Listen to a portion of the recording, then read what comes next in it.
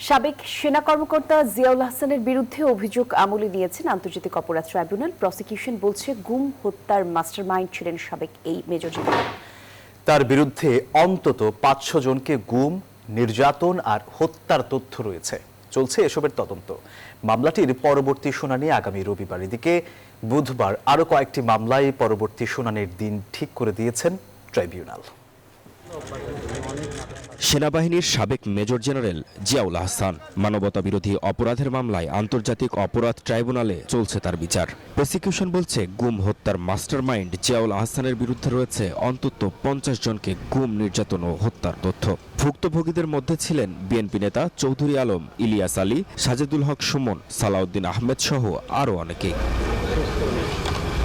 বুধবার শতাধিক ব্যক্তিকে গুমের পর হত্যার একটি মামলায় ট্রাইব্যুনালে আনুষ্ঠানিক অভিযোগ দাখিল করে প্রসিকিউশন। আমেরিকান ASTM স্ট্যান্ডার্ডে তৈরি আধুনিক যুগের আধুনিক pipe, RFL easy pipe and fittings. এর মধ্যে গাজীপুরে ৩ জনকে হত্যা এবং বরগুনার পাথরঘাটার চরদুয়ারিতে ৫০ জনকে হত্যার দুটি অভিযোগ রয়েছে। গুম করে ঢাকা থেকে তাদের বিভিন্ন মাইক্রোবাসে করে, বিভিন্ন গাড়িতে করে, জিপে করে, ডাবল ডেকারে করে চোখ হাত পা বেঁধে বরগুনার চরদুয়ানি নামক একটা ঘাট আছে, সেই ঘাটে নিয়ে যাওয়া হতো।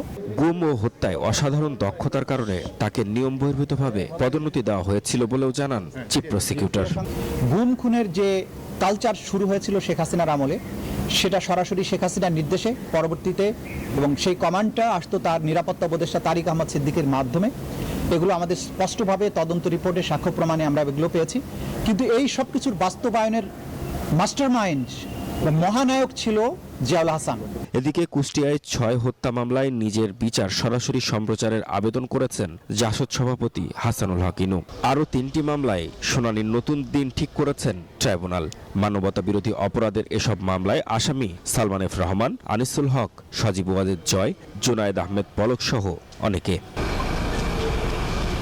মাহমুদ হাসান, নিউজ 24, ঢাকা।